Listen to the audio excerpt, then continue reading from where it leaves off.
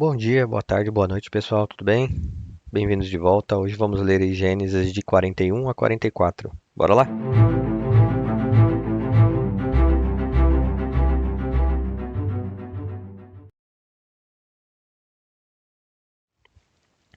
Gênesis 41. Ao final de 2 anos, o faraó teve um sonho. Ele estava em pé junto ao rio Nilo, quando saíram do rio 7 vacas belas e gordas que começaram a pastar entre os juncos. Depois saíram do rio mais 7 vacas, feias e magras, que foram para junto das outras, à beira do Nilo. Então as vacas feias e magras comeram as 7 vacas belas e gordas. Nisso o faraó acordou. Tornou a adormecer e teve outro sonho. 7 espigas de trigo, graúdas e boas, cresciam no mesmo pé. Depois brotaram outras 7 espigas, mirradas e ressequidas pelo vento leste. As espigas mirradas engoliram as 7 espigas graúdas e cheias. Então o faraó acordou. Era um sonho. Pela manhã, perturbado, mandou chamar todos os magos e sábios do Egito e lhes contou os sonhos, mas ninguém foi capaz de interpretá-los. Então o chefe dos copeiros disse ao faraó: Hoje me lembro de minhas faltas. Certa vez o faraó ficou irado com 2 dos seus servos e mandou prender-me junto com o chefe dos padeiros, na casa do capitão da guarda. Certa noite, cada um de nós teve um sonho, e cada sonho tinha uma interpretação. Pois bem, havia lá conosco um jovem hebreu, servo do capitão da guarda. Contamos a ele os sonhos, os nossos sonhos, e ele os interpretou, dando a cada um de nós a interpretação do seu próprio sonho. E tudo aconteceu conforme ele nos dissera. Eu fui restaurado à minha posição e o outro foi enforcado. O faraó mandou chamar José, que foi trazido depressa do calabouço. Depois de se barbear e trocar de roupa, apresentou-se ao faraó.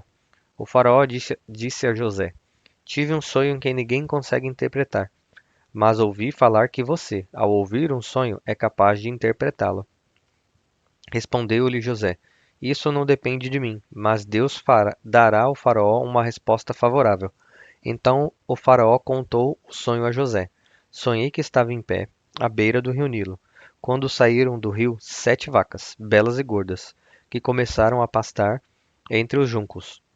Depois saíram outras 7, raquíticas, muito feias e magras. Nunca vi vacas tão feias em toda a terra do Egito. As vacas magras e feias comeram as 7 vacas gordas que tinham aparecido primeiro. Mesmo depois de havê-las comido, não parecia que o tivessem feito, pois continuavam tão magras como antes. Então acordei. Depois tive outro sonho. Vi 7 espigas de cereal, cheias e boas, que cresciam no mesmo pé.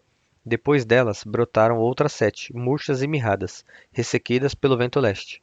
As espigas magras engoliram as 7 espigas boas. Contei isso aos magos, mas ninguém foi capaz de explicá-lo. O faraó teve um único sonho. Disse-lhe José: Deus revelou ao faraó o que está para fazer. As 7 vacas boas são 7 anos, e as 7 espigas boas são também 7 anos. Trata-se de um único sonho. As 7 vacas magras e feias que surgiram depois das outras, e as 7 espigas mirradas, queimadas pelo vento leste, são 7 anos. Serão 7 anos de fome. É exatamente como eu disse ao faraó. Deus mostrou ao faraó aquilo que ele vai fazer. 7 anos de muita fartura estão para vir sobre toda a terra do Egito, mas depois virão 7 anos de fome. Então todo o tempo de fartura será esquecido, pois a fome arruinará a terra. A fome que virá depois será tão rigorosa que o tempo de fartura não será mais lembrado na terra.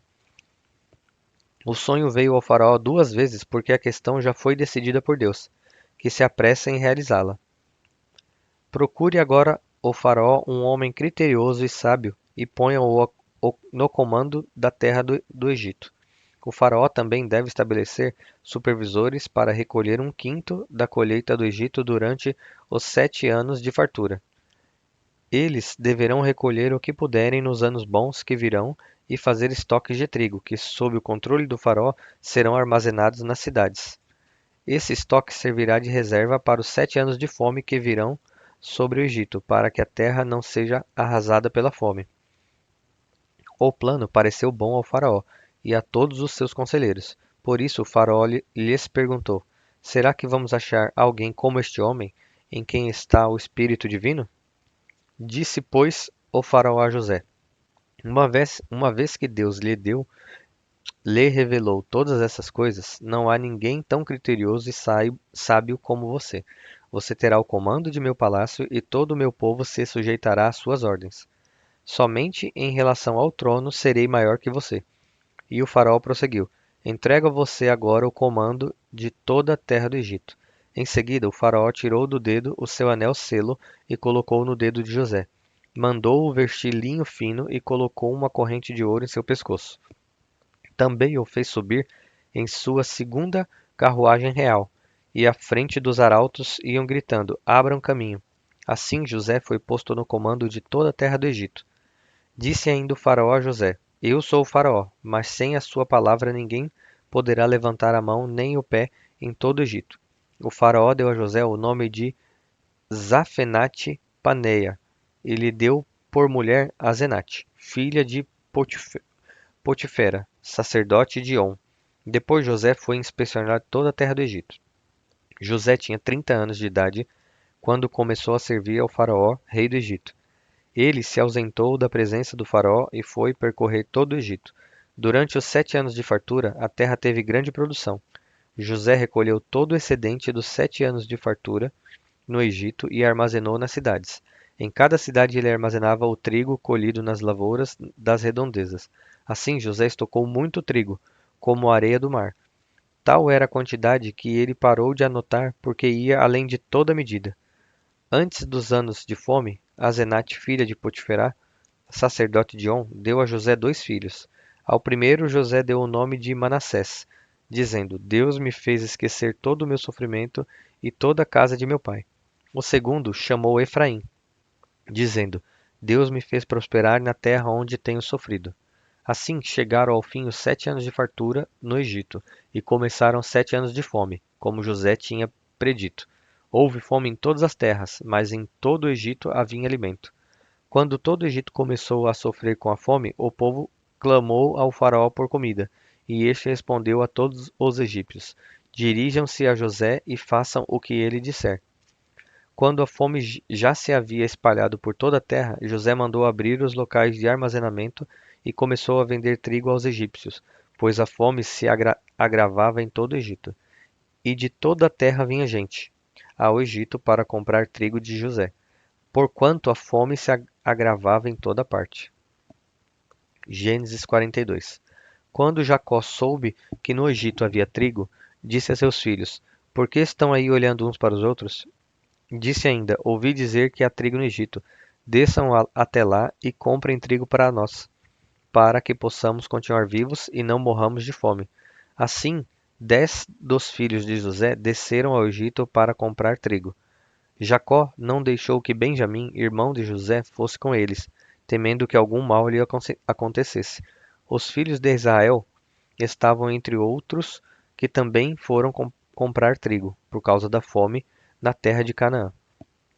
José era o governador do Egito e era ele que vendia trigo a todo o povo da terra. Por isso, quando os irmãos de José chegaram, curvaram-se diante dele com o rosto em terra.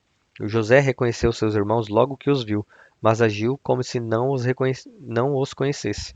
E lhes falou asperamente: De onde vocês vêm? Responderam eles: Da terra de Canaã para comprar comida. José reconheceu seus irmãos, mas eles não o reconheceram. Lembrou-se então dos sonhos que tivera a respeito deles, e lhes disse: Vocês são espiões? Vieram para ver onde a nossa terra está desprotegida? Eles responderam: Não, meu senhor. Teus servos vieram comprar comida. Todos nós somos filhos do mesmo pai. Teus servos são homens honestos e não espiões. Mas José insistiu: Não, vocês vieram ver onde a nossa terra está desprotegida. E eles disseram: Teus servos eram 12 irmãos, todos filhos do mesmo pai, na terra de Canaã. O caçula está agora em casa com o pai, e o outro já morreu. José tornou a afirmar: É como lhes falei, vocês são espiões. Vocês serão postos à prova. Juro pela vida do faraó que vocês não sairão daqui enquanto seu irmão caçula não vier para cá. Mandem algum de vocês buscar o seu irmão enquanto os demais aguardam presos. Assim ficará provado se as suas palavras são verdadeiras ou não. Se não forem, juro pela vida do faraó que ficará confirmado que vocês são espiões.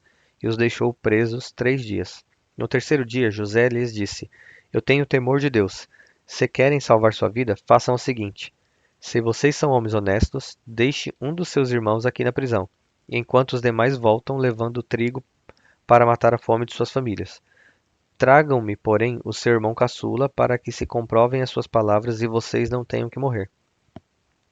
Eles se prontificaram a fazer isso e disseram uns aos outros: Certamente estamos sendo punidos pelo que fizemos a nosso irmão.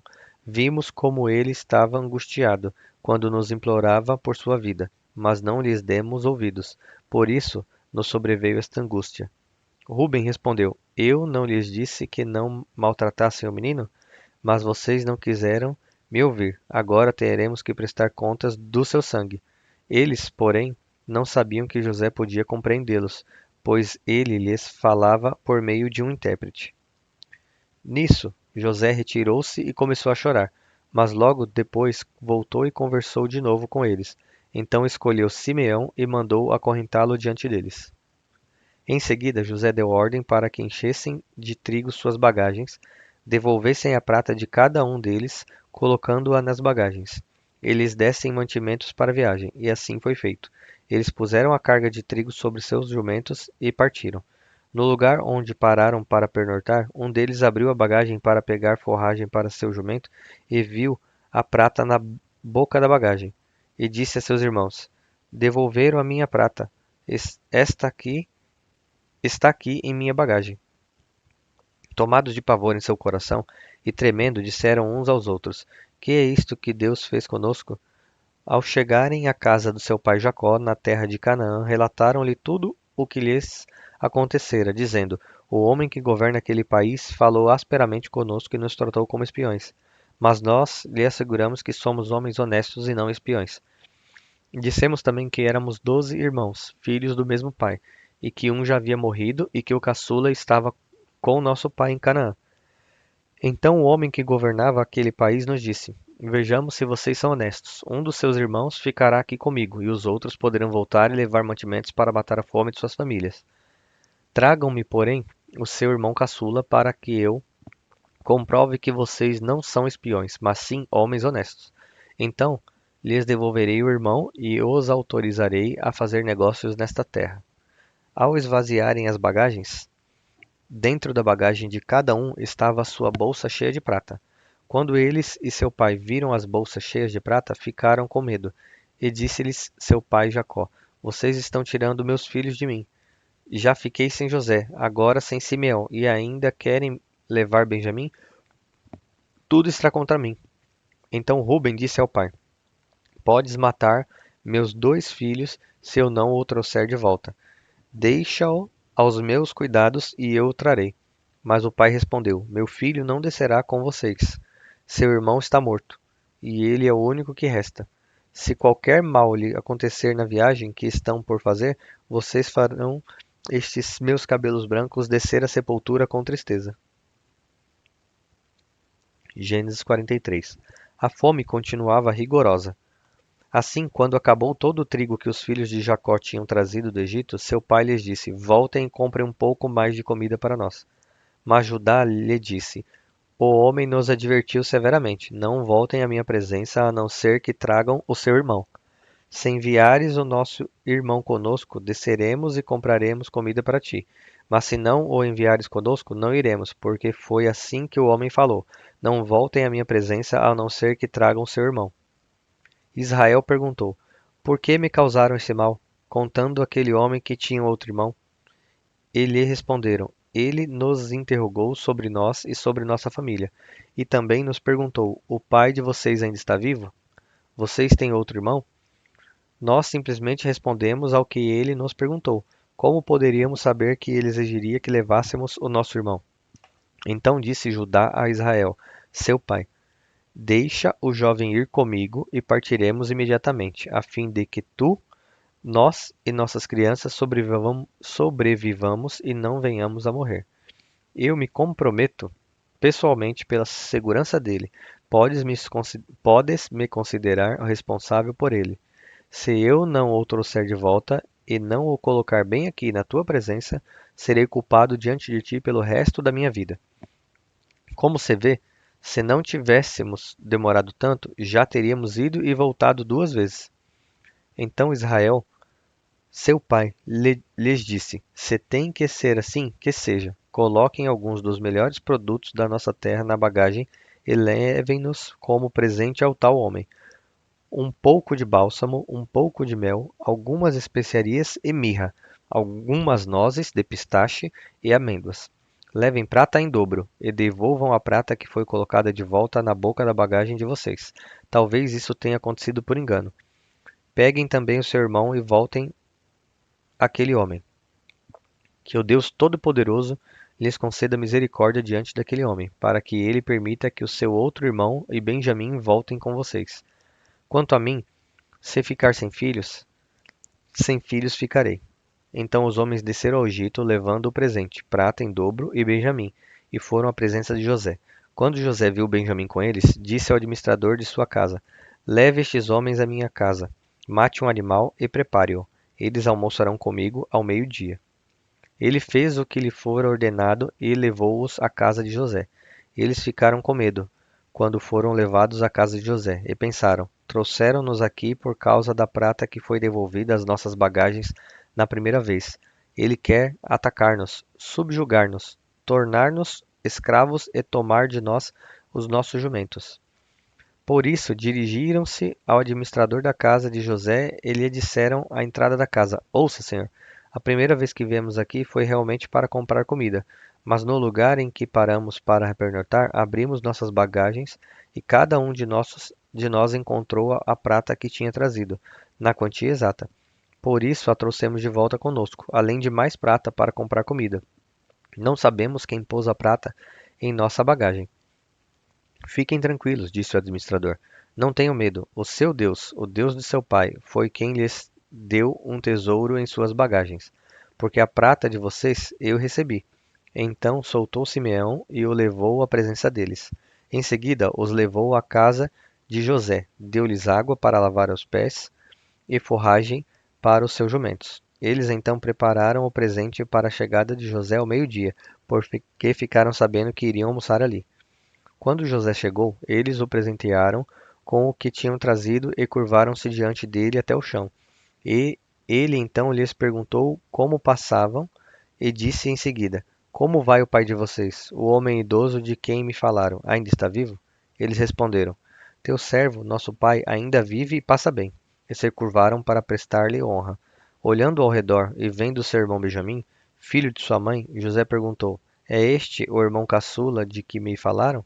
E acrescentou: Deus lhe conceda graça, meu filho. Profundamente emocionado por causa de seu irmão, José apressou-se em sair à procura de um lugar para chorar, e, entrando em seu quarto, chorou. Depois de lavar seu rosto, saiu e, controlando-se, disse: Sirvam a comida. Serviram a ele em separado dos seus irmãos, e também dos egípcios que comiam com ele, porque os egípcios não podiam comer com os hebreus, pois isso era sacrilégio para eles. Seus irmãos foram colocados à mesa perante ele por ordem de idade, do mais velho ao mais moço, e olhavam perplexos uns para os outros. Então lhe serviram da comida da mesa de José, e a porção de Benjamim era 5 vezes maior que a dos outros, e eles festejaram e beberam à vontade. Gênesis 44. José deu as seguintes ordens ao administrador de sua casa: Encha as bagagens desses homens com todo o mantimento que puderem carregar e coloque a prata de cada um na boca de sua bagagem. Depois, coloque a minha taça, a taça de prata, na boca da bagagem do caçula, junto com a prata paga pelo trigo. E ele fez tudo conforme as ordens de José. Assim que despontou a manhã, despediram os homens com seus jumentos. Ainda não tinham se afastado da cidade, quando José disse ao administrador de sua casa: Vá atrás daqueles homens, e quando os alcançar, diga-lhes: Por que retribuíram o bem com o mal? Não é esta a taça que o meu senhor usa para beber e para fazer adivinhações? Vocês cometeram grande maldade. Quando ele os alcançou, repetiu-lhes essas palavras. Mas eles lhe responderam: Por que o meu senhor diz isso? Longe dos seus servos fazer tal coisa. Nós lhe trouxemos de volta da terra de Canaã a prata que encontramos na boca da bagagem. Como roubaríamos prata ou ouro da casa do seu senhor? Se algum de seus servos for encontrado com ela, morrerá, e nós, os demais, seremos escravos do meu senhor. E disse ele: Concordo, somente quem for encontrado com ela será meu escravo. Os demais estarão livres. Cada um deles descarregou depressa a sua bagagem e abriu-a. O administrador começou então a busca, desde a bagagem do mais velho até o mais novo, e a taça foi encontrada na bagagem de Benjamim. Diante disso, eles rasgaram suas vestes. Em seguida, todos puseram a carga de novo em seus jumentos e retornaram à cidade. Quando Judá e seus irmãos chegaram à casa de José, ele ainda estava lá. Então eles se lançaram ao chão perante ele, e José lhes perguntou: Que foi que vocês fizeram? Vocês não sabem que um homem como eu tem poder para adivinhar? Respondeu Judá: O que diremos ao meu senhor? Que podemos falar? Como podemos provar nossa inocência? Deus trouxe à luz a culpa dos teus servos. Agora somos escravos do meu senhor, como também aquele que foi encontrado com a taça. Disse, porém, José: Longe de mim fazer tal coisa. Somente aquele que foi encontrado com a taça será meu escravo. Os demais podem voltar em paz para a casa de seu pai. Então Judá dirigiu-se a ele, dizendo: Por favor, meu senhor, permita-me dizer-te uma palavra. Não se acenda a tua ira contra o teu servo, embora sejas igual ao próprio faraó. Meu senhor perguntou a estes seus servos se ainda tínhamos pai e algum outro irmão. E nós respondemos: Temos um pai já idoso, cujo filho caçula nasceu-lhe em sua velhice. O irmão deste já morreu, e ele é o único filho da mesma mãe que restou, e seu pai o ama muito. Então disseste a teus servos que o trouxessem a ti, para que os teus olhos pudessem vê-lo. E nós respondemos ao meu senhor que o jovem não poderia deixar seu pai, pois caso o fizesse, seu pai morreria. Todavia, disseste a teus servos que, se o nosso irmão caçula não viesse conosco, nunca mais veríamos a tua face. Quando voltamos a teu servo, a meu pai, contamos-lhe o que meu senhor tinha dito. Quando nosso pai nos mandou voltar para comprar um pouco mais de comida, nós lhe dissemos: Só poderemos voltar para lá se o nosso irmão caçula for conosco, pois não poderemos ver a face daquele homem, a não ser que o nosso irmão caçula esteja conosco. Teu servo, meu pai, nos disse então: Vocês sabem que minha mulher me deu apenas 2 filhos. Um deles se foi, e eu disse: Com certeza foi despedaçado, e até hoje nunca mais o vi. Se agora vocês também levarem este de mim, e algum mal lhe acontecer, a tristeza que me causarão fará com que os meus cabelos brancos desçam à sepultura. Agora, pois, se eu voltar a teu servo, a meu pai, sem levar o jovem conosco, logo que meu pai, que é tão apegado a ele, perceber que o jovem não está conosco, morrerá. Teus servos farão seu velho pai descer seus cabelos brancos à sepultura com tristeza. Além disso, teu servo garantiu a segurança do jovem a seu pai, dizendo-lhe: Se eu não o trouxer de volta, suportarei essa culpa diante de ti pelo resto da minha vida. Por isso, agora te peço, por favor, deixa o teu servo ficar como escravo do meu senhor no lugar do jovem e permite que ele volte com os seus irmãos. Como poderei eu voltar a meu pai sem levar o jovem comigo? Não, não posso ver o mal que sobreviria ao meu pai. Bom, pessoal, chegamos ao fim de mais um dia. Espero vocês aí amanhã de novo. Deus abençoe vocês.